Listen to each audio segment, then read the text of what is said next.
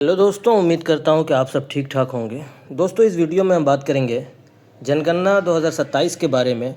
यानी कि 2027 में जो जनगणना होने वाला है उसका सेल्फ इनोमरेशन यानी कि ख़ुद से जनगणना करने की जो तारीख़ है उसका ऐलान हो गया है और बिहार में उसकी शुरुआत भी हो गई है, जो कि 17 अप्रैल से लेकर के 30 अप्रैल तक होना है।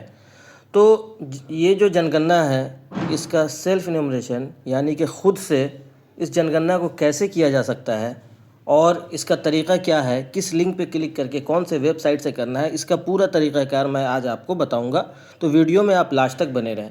साथ ही आपसे रिक्वेस्ट ये है कि अगर आप ये जानना चाहते हैं कि जनगणना जो है मरदमशुमारी जिसको उर्दू में बोलते हैं वो क्यों ज़रूरी है, उसका क्या फ़ायदा होता है हमारे ऊपर, इस पर मैंने ऑलरेडी डिटेल में एक वीडियो बना रखा है। डिस्क्रिप्शन में मैं उस वीडियो का लिंक दे दे रहा हूँ, आप उसको देख लीजिए और उससे आपको ये समझ में आ जाएगा कि जनगणना करना क्यों ज़रूरी है और जनगणना में सही अपना जवाब देना क्यों ज़रूरी है और किन किन सवालों को पूछा जाएगा और किस तरह से जवाब देना। इन तमाम चीज़ों का मैंने वहाँ पे ज़िक्र किया है और वहाँ पे मैंने आपको बताया है। तो आइए दोस्तों, अब वीडियो को शुरू करते हैं और मैं आपको बताता हूँ कि जनगणना में जो है सेल्फ इनोमरेशन यानी कि ख़ुद से जनगणना कैसे करें, उसका तरीक़ाकार क्या होगा, किस तरह से सवालों का जवाब देना है।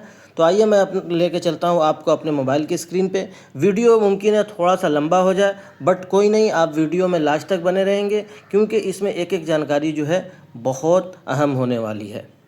सबसे पहले क्या करना है, अपने मोबाइल का कोई भी ब्राउज़र खोल लेना है, गूगल ब्राउज़र है या कोई भी है, और वो खोलने के बाद कुछ इस तरह का इंटरफेस आपको शो होगा। तो आपको क्या करना है, वहाँ पे एक वेबसाइट सर्च करना है। वेबसाइट का नाम आपको है se.census.gov.in। आप देख सकते हैं स्क्रीन पे मैंने वो लिख करके सर्च किया है। जैसे ही आप लिख करके उसको सर्च करेंगे कुछ इस तरह का वेबसाइट जो है आपको खुल करके आ जाएगा। तो इसमें सबसे पहला वाला जो ऑप्शन है सेलेक्ट स्टेट लिख रहा है, यानी कि कौन से स्टेट में आप हैं, किस स्टेट में आप जनगणना करना चाह रहे हैं। चूँकि जनगणना का जो पोर्टल है अभी बिहार के लिए खुला हुआ है फ़िलहाल, तो मैंने बिहार सेलेक्ट किया है और मैं आगे का आपको बताऊंगा। फिर वो सेलेक्ट करने के बाद आपको क्या करना है, यहाँ पे ये जो नीचे कैप्चा लिखा हुआ है वो सेम टू सेम आपको वहाँ पे डाल देना। अगर कैप्चा आप गलत डालेंगे तो लॉगिन नहीं होगा, जैसा कि आप देख सकते हैं यहाँ पे। फिर से दोबारा ट्राई करना है और कैप्चा जो है बिल्कुल सही डाल देना है।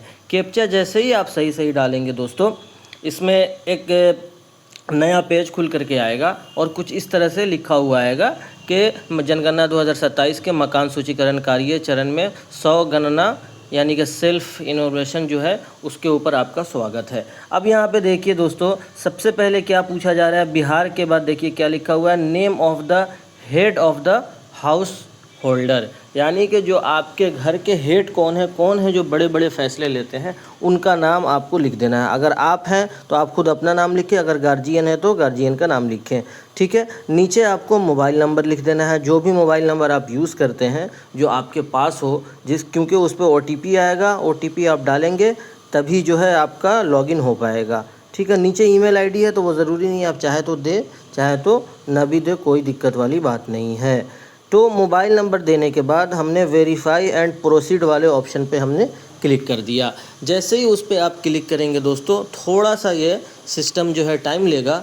थोड़ा सा टाइम लेने के बाद एक OTP जो है आपके रजिस्टर्ड मोबाइल नंबर पे आएगा। यहाँ पे आपको ज़ुबान सेलेक्ट करना है, जो भी ज़ुबान आप जानते हैं। चूँकि इंग्लिश सबको आती है तो इसलिए मैंने इंग्लिश सेलेक्ट किया है, लेकिन अगर आप उर्दू जानते हैं तो उर्दू सेलेक्ट करना है, हिंदी जानते हैं तो हिंदी सेलेक्ट करना है। जो भी आपको ज़ुबान आती है वो सेलेक्ट करके आपको उस ज़ुबान में जो है जनगणना का जो है ना वो पूरा सबमिट करना है। तो ज़ुबान सेलेक्ट करने के बाद हमने OTP दबा दिया। OTP डालने के बाद अब देखिए बिहार के बाद डिस्ट्रिक्ट पूछ रहा है कि कौन से ज़िला के हैं। तो जिस ज़िला के भी आप हैं, अगर आप दूसरे स्टेट में कर रहे हैं तो वहाँ के उस ज़िला के हिसाब से आपको सेलेक्ट करना है।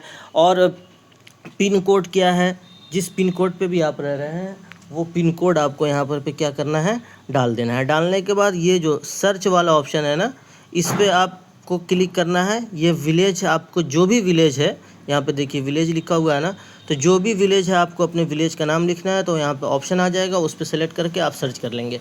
जैसे ही आप सर्च करेंगे दोस्तों, नीचे देखिएगा एक मैप तरह का बन करके आ जाएगा, यानी कि जो भी जगह आपने सेलेक्ट किया होगा ना वो ये रेड कलर का बन करके आ जाएगा और नीचे उसकी डिटेल लिखी हुई रहेगी, ठीक है। तो आपको वो देख लेना है, अगर वो सही है तो सेव एंड नेक्स्ट पे क्लिक कर देना है। नेक्स्ट पे जैसे ही आप क्लिक करेंगे तो यहाँ पे कंफर्मेशन एक पॉपअप आएगा कि जो आप सही ये क्लिक कर रहे हैं, क्या आप बिल्कुल संतुष्ट हैं, बिल्कुल आप मुतमईन हैं। तो अगर आप हैं तो आपको क्या करना है, यस के ऊपर क्लिक कर देना है। ठीक है दोस्तों, यस पे क्लिक करने के बाद आपको कुछ इस तरह के सवालात आपको आएंगे। ये जो सवालात है बहुत आसान है, आपको तमाम को सही से पढ़ लेना है। पढ़ने के बाद जो है आपको आखिर तक जाना है। बहुत सारे सवालात आएंगे, मकान के बारे में आएगा, नल के बारे में आएगा, किचन के बारे में आएगा, बहुत सारे सवालात 33-34 सवालात आएंगे। उन सब को देखते रहना है और बिल्कुल आसान है, सब ऑप्शंस वहाँ पे मौजूद है। सवाल देख करके आपको जवाब का पता लग जाएगा, चूँकि आपको अपने घर के बारे में बताना है।